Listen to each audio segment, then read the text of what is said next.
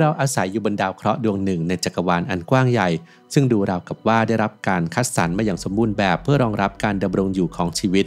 เรากับมีรหัสบางอย่างซ่อนอยู่ในกฎฟิสิกส์พื้นฐานซึ่งเปรียบเสมือนพิมพ์เขียวที่ควบคุมทุกปรากฏการณ์ในธรรมชาติเมื่อค่าคงที่และตัวเลขสำคัญต่างๆถูกปรับแต่งไว้อย่างแม่นยำนับตั้งแต่วินาทีแรกของการเกิดบิ๊กแบงก็ได้กลายมาเป็นกุญแจสำคัญที่ทำให้ดวงดาวกาแล็กซี่และสิ่งมีชีวิตสามารถถือกำเนิดขึ้นได้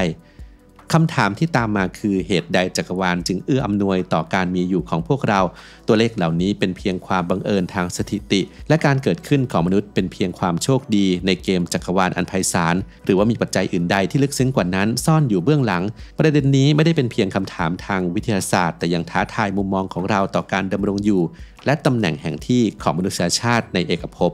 ในคลิปนี้อับดุลไททูบจะสำรวจความน่ามหัศจรรย์ที่ดูคล้ายกับการออกแบบอย่างตั้งใจผ่านผลงานของนักจักรวาลวิทยาชื่อดังมาร์ติน รีสในหนังสือ Just Six Numbers ซึ่งเป็นผลงานที่ย่อยแนวคิดอันซับซ้อนนี้ให้เข้าใจง่ายขึ้นโดยกล่าวถึงตัวเลขพื้นฐานเพียง6ค่าที่เป็นตัวกำหนดทิศทางและชะตากรรมของจักรวาลและเปิดโอกาสให้สิ่งมีชีวิตเช่นเราได้ถือกำเนิดขึ้น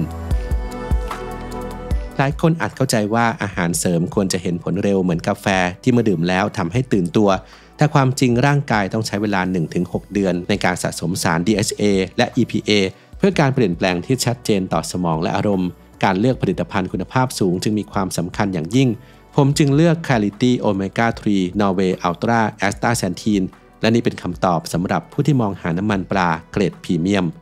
คลิกลิงก์ใต้คลิปเพื่อสั่งซื้อหรือดูรายละเอียดเพิ่มเติมได้เลยครับ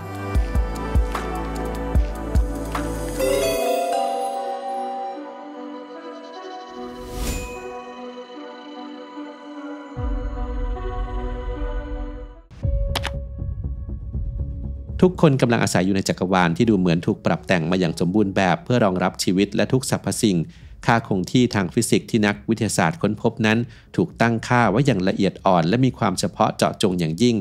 หากมีการเปลี่ยนแปลงค่าเหล่านี้ไปเพียงเล็กน้อยชีวิตในรูปแบบที่เรารู้จักก็อาจไม่สามารถเกิดขึ้นได้เลยแนวคิดนี้คือหัวใจสำคัญของหลักการมนุษยปรัชญาซึ่งนำเสนอโดยนักฟิสิกส์แบรนดอนคาร์เตอร์ในปี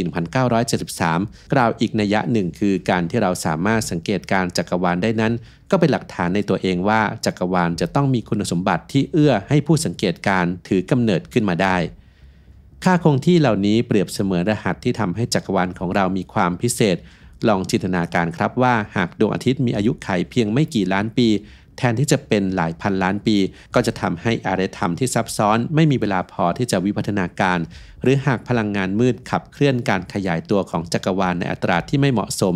การก่อตัวของกาแล็กซี่ก็ไม่อาจเกิดขึ้นมาร์ติน รีสชี้ให้เห็นว่ามีตัวเลขเพียง6ค่าที่ถูกกำหนดไว้ตั้งแต่บิ๊กแบงซึ่งควบคุมลักษณะที่สำคัญทั้งหมดของเอกภพตั้งแต่ขนาดอายุขัยไปจนถึงองค์ประกอบทางเคมีรวมถึงโลกและชีวิตของเราด้วยคำถามที่ยังชวนให้ขบคิดและเป็นศูนย์กลางของการถกเถียงในหมู่นักวิทยาศาสตร์ก็คือการที่จักรวาลเอื้อต่อการดำรงอยู่ของชีวิตนั้นเป็นเพียงความบังเอิญหรือเพราะเราถูกเลือกให้มาเป็นผู้สังเกตการณ์ความมหัศจรรย์นี้กันแน่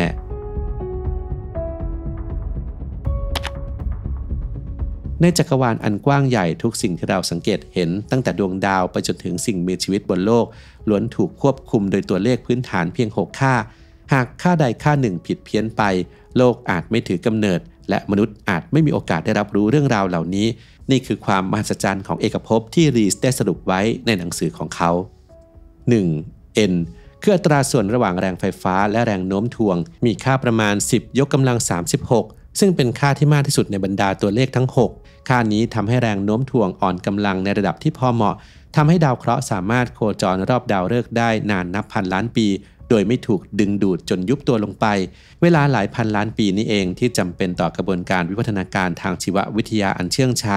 หากค่านี้มีค่าน้อยลงแรงโน้มถ่วงจะทรงพลังมากขึ้นดาวฤกษ์จะมีอายุสั้นลงและเอกภพจะมีขนาดเล็กกว่าปัจจุบันส่งผลให้ไม่มีเวลาเพียงพอสำหรับวิวัฒนาการของสิ่งมีชีวิตที่ซับซ้อน 2. อัลฟาหรือค่าคงที่โครงสร้างละเอียดโดยตัวเลขนี้คือการควบคุมกระบวนการที่เกิดขึ้นในใจกลางของดาวฤกษ์โดยมีค่าประมาณ 0.007 แม้จะดูเป็นค่าที่น้อยแต่กลับเป็นจุดที่พอดีซึ่งทำให้ดวงอาทิตย์สามารถจุดปฏิกิริยานิวเคลียร์ฟิวชันเพื่อเปลี่ยนไฮโดรเจนเป็นฮีเลียมและปลดปล่อยพลังงานที่หล่อเลี้ยงชีวิตบนโลกหากค่านี้เปลี่ยนแปลงไปเพียงเล็กน้อยปฏิกิริยาดังกล่าวอาจไม่เกิดขึ้นและที่สำคัญธาตุคาร์บอนซึ่งเป็นรากฐานของ DNA และสิ่งมีชีวิตก็จะไม่สามารถก่อตัวขึ้นได้หากไม่มีคาร์บอนเคมีของสิ่งมีชีวิตที่เรารู้จักก็จะเป็นไปไม่ได้ 3. ค่าโอเมก้าคือความหนาแน่นของสสารทั้งหมดในจักรวาลซึ่งรวมถึงกาแล็กซีก๊าซและพลังงานมืดข้อมูลจากกล้องโทรทัศน์อวกาศฮับเบิลและพลังก์พบว่าค่านี้มีค่าใกล้เคียงกับ1ซึ่งหมายความว่าจักรวาลมีลักษณะแบนคำว่าแบนในทางจักรวาลวิทยาไม่ได้หมายถึงรูปทรง2มิติแต่หมายถึงสภาวะที่สมดุลทางเรขาคณิตซึ่งทำให้จักรวาลขยายตัวต่อไปอย่างสมดุลไม่ยุบตัวกลับหรือขยายตัวเร็วเกินไปจนสสารไม่สามารถรวมตัวกันเป็นดาวและกาแล็กซีได้ 4. แลมดาคือค่าคงที่ของจักรวาลซึ่งมีค่าประมาณ10 ยกกำลังลบ 52 ต่อตารางเมตรค่านี้ถูกใช้อธิบายการขยายตัวด้วยความเร่งของจักรวาลแม้จะเรียกว่าพลังงานมืดแต่นักวิทยาศาสตร์ยังไม่เข้าใจธรรมชาติที่แท้จริงของมันเป็นเพียงชื่อเรียกแรงผลักลึกลับที่กำลังทำให้เอกภพขยายตัวเร็วขึ้นและโชคดีที่ค่านี้ไม่สูงเกินไปมิฉะนั้นจักรวาลจะขยายตัวอย่างรวดเร็วจนไม่มีโครงสร้างใดๆสามารถก่อตัวขึ้นได้เลย 5. Q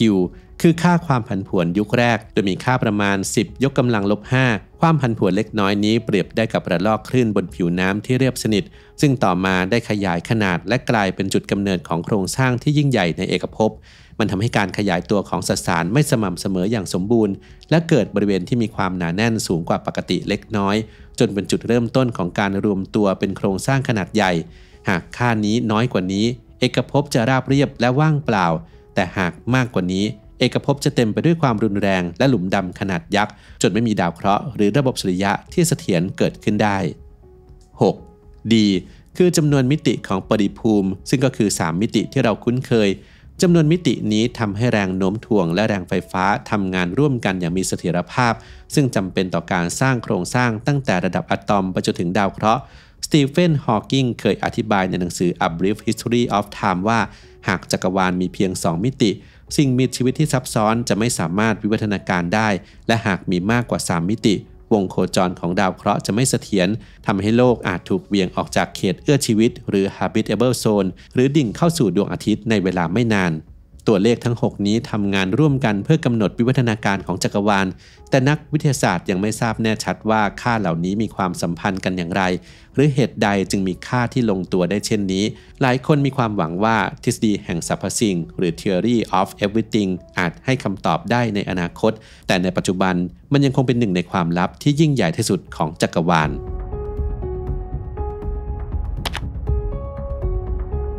ความเสถียรของเอกภพที่ค้ำประกันโดยตัวเลขทั้ง6ค่านี้ได้สร้างเวทีที่กว้างใหญ่และมั่นคงพอสำหรับละครแห่งชีวิตที่จะเริ่มต้นขึ้นย้อนกลับไปเมื่อประมาณ 2,400 ล้านปีก่อนสิ่งมีชีวิตยุคแรกเริ่มอย่างไซยาโนแบคทีเรียได้ค่อยๆเปลี่ยนแปลงชั้นบรรยากาศของโลกผ่านเหตุการณ์ Great Oxygenation Event กระบวนการนี้ใช้เวลายาวนานนับพันปีซึ่งเป็นไปได้ก็ต่อเมื่อจักรวาลมีอายุขัยที่ยืนยาวพอและได้เปลี่ยนโลกให้กลายเป็นสถานที่ที่เหมาะสมสำหรับสิ่งมีชีวิตหลายเซลล์หลักฐานจากซากดึกดำบรรพ์ชี้ว่าในยุคแคมเบรียนเมื่อราว540 ล้านปีก่อนได้เกิดปรากฏการณ์แคมเบรียนเอ็กซ์โพชันซึ่งเป็นการเพิ่มขึ้นอย่างรวดเร็วของความหลากหลายทางชีวภาพสิ่งมีชีวิตนานาชนิดถือกำเนิดขึ้นรวมถึงไทรโลไบต์ต่อมาในยุคคาร์บอนิเฟอรัสโลกได้ถูกปกคลุมด้วยพืชพันธุ์และเป็นที่อยู่อาศัยของสิ่งมีชีวิตขนาดใหญ่จากนั้นจึงมาถึงยุคของไดโนเสาร์ซึ่งครองโลกนานนับร้อยล้านปีก่อนที่จะสูญพันธุ์ไปจากเหตุการณ์ดาวเคราะห์น้อยชิกซูลูปพุ่งชนโลกเมื่อ66ล้านปีก่อนการสูญพันธุ์ครั้งใหญ่นี้ได้เปิดทางให้สัตว์เลี้ยงลูกด้วยนมให้ได้วิวัฒนาการและนำไปสู่การถือกำเนิดของมนุษย์สิ่งมีชีวิตที่สามารถเงยหน้ามองท้องฟ้าตั้งคำถามและพยายามทำความเข้าใจกฎเกณฑ์ที่ควบคุมการดำรงอยู่ของตนเองเบื้องหลังเหตุการณ์ทางชีววิทยาและธรณีวิทยาที่กินเวลายาวนานหลายพันล้านปีนี้ล้วนตั้งอยู่บนรากฐานของการปรับแต่งค่าคงที่ทางฟิสิกส์ทั้ง6ค่าอย่างแม่นยำวิวัฒนาการอันซับซ้อนนี้จะเกิดขึ้นไม่ได้เลยหากค่าใดค่าหนึ่งผิดเพี้ยนไป นี่อาจเป็นสูตรที่ทำให้จักรวาลเอื้อต่อการมีชีวิตและแม้จะยังไม่มีใครทราบว่านี่เป็นเพียงความบังเอิญหรือการออกแบบแต่สิ่งที่แน่นอนคือจะมีเพียงเอกภพที่มีส่วนผสมที่ถูกต้องเช่นนี้เท่านั้นที่จะสามารถมีผู้สังเกตการณ์อย่างเราอยู่ได้จากการระเบิดครั้งใหญ่อย่างบิ๊กแบงจักรวาลได้วิวัฒนาการมาสู่ความซับซ้อนในปัจจุบันโดยถูกควบคุมด้วยตัวเลขพื้นฐานเพียงไม่กี่ค่าและคำถามที่น่าสนใจที่สุดก็คือในจักรวาลที่เต็มไปด้วยความบังเอิญอันลงตัวนี้เราคือสิ่งมีชีวิตทรงภูมิปัญญาเพียงหนึ่งเดียวหรือนี่เป็นเพียงจุดเริ่มต้นของเรื่องราวที่ยิ่งใหญ่กว่านั้น